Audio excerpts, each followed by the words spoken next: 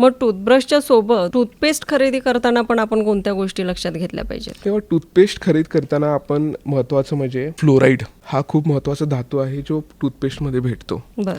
तो युजली आपण काय असतं की आपण 18 महिन्यापर्यंत लहान मुलांना कुठलाही टूथपेस्ट वगैरे सांगत नाही. त्यांना पाण्यानंच फिंगर ब्रश जो आपला रबरचा असतो त्यांना घासायला सांगतो 18 महिन्यापर्यंत. 18 महिन्यानंतर 6 वर्षापर्यंत त्यांना एकदम जे आपलं तांदूळ असतो तेवढा टूथपेस्ट घ्यायला सांगतो फक्त, आणि ते आपण त्यांना वापरायला सांगतो. आता मार्केटमध्ये भरपूर टूथपेस्ट आहेत. आपण हर्बल बघू शकतो, फ्लोराईड बघू शकतो, नॉन फ्लोराईड बघू शकतो, वेगवेगळ्या फ्लेवर्सचे आहेत, वेगवेगळ्या कंपनीनेच काढलेत. पण कसं आहे की फ्लोराईडचं प्रमाण किती आहे ते आपण बघून पेस्ट घेतलं तर खूप चांगलं होईल. आता हर्बल टूथपेस्ट पण आहेत आणि त्यांचा इफेक्ट पण चांगला आहे बऱ्याच लोकांमध्ये. ज्यांना केमिकल्स वापरायचे नसतील किंवा फ्लोराईड वापरायचं नसेल त्यांनी हर्बल टूथपेस्टकडे त्यांनी जाऊ शकतात.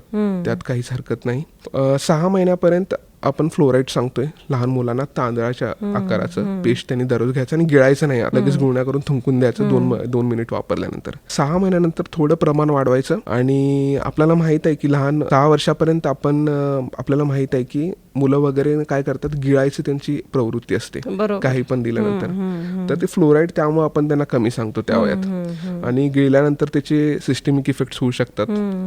जरी आपण कमी वापरलं तरी लहान मुलांमध्ये कसं असतं, गिळण्याचं प्रमाण जास्त असल्यामुळं त्यांना आपण ते कमी सांगतो. 6 वर्षानंतर ते त्यांचे जे रिफ्लेक्स असतात गिळण्याचे ते थोडे चांगले डेव्हलप होतात, त्यांना कंट्रोल असतो त्यांच्या स्वतःवर. त्याच्यामुळे मग नंतर आपण काय करतो की जे फ्लोराईड टूथपेस्ट आहे त्याचं प्रमाण थोडं वाढवून देतो आणि त्यांना मग त्याची जाणीव होते की आपण किती वापरलं पाहिजे. मग शेवटी आपण आपल्या लिस्नरना काय अशा टिप्स देऊ आजच्या नॅशनल टूथब्रशिंग डे निमित्त? आपल्या भारतात 60 ते 70% लोक गावात राहतात आणि 30% लोक शहरात राहतात. आणि ह्या 60% ते 70% जी लोक आहेत ते युजली ब्रशचा वापर करतच नाही. ते युजली दातूंचा वापर करतात किंवा कोळसाचा वापर करतात किंवा मिश्रीचा वापर करतात. आणि त्यांच्यामुळे त्यांचे दात आहे किंवा मौखिक आरोग्य ते खूप वाईट आहे. त्यांचे दात झिजतात किंवा ते तंबाखू भरपूर खातात. तर जे आपले गावकरी लोक आहेत त्यांना मी सांगू इच्छितो की टूथब्रश हा खूप महत्त्वाचा एक गोष्ट आहे आपल्या आयुष्यातली. तर ही आपण दररोज वापरतोय, तर त्याचं जे प्रमाण आहे त्यांनी वाढवलं पाहिजे वापरण्याचं. टूथपेस्ट आणि टूथब्रश त्यांनी दररोज वापरावा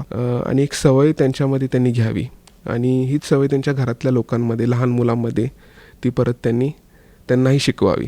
आता एक तर मी सांगू शकतो की टिप्स द्यायचं म्हणलं तर मी हेच सांगू इच्छितो की 2 मिनिट 2 टाईम दररोज ब्रश करणे, चांगला ब्रश वापरणे जो आपल्यासाठी सूट होतो. लोक बरंच ब्रश तुम्हाला रेकमेंड करतील, अरे हा वापर तो वापर.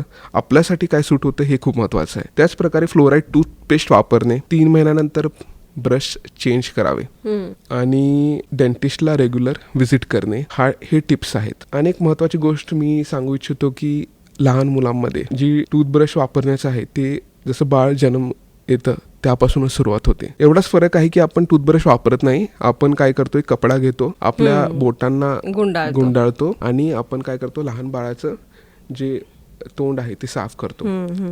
जी घाण साचते त्याच्यामुळे ते निघून जाते, कारण ते दूध वगैरे पितात, गोड पदार्थ खातात, त्याच्यामुळे जी घाण आहे ते आपण ते काढतो. किंवा बाजारामध्ये फिंगर ब्रश आहेत रबरचे, ते आपण बोटाला लावतो, ते लगेच आपण हे करतो, साफ करतो, परत ठेवतो, परत लगेच नंतर वापरतो. तर तेव्हापासूनच सुरुवात होते ती. नंतर लहान बाळाचे जे दात आहेत ते 6 महिन्यापासून येतात. पुढचे जे दात आहेत ते 6 महिन्यापासून येतात आणि तेव्हा आपण युजली खऱ्या ब्रशचा वापर करतो. एकदम सॉफ्ट ब्रश असतो तो, आणि आपण काय करतो, आपण बाळाला घेतो अंगावर आणि नंतर आपण काय करतो, हळूहळू ते साफ करतो. पण 18 महिन्यापर्यंत आपण पाण्यानेच साफ करतो, ब्रश पेस्ट वापरत नाही. अच्छा.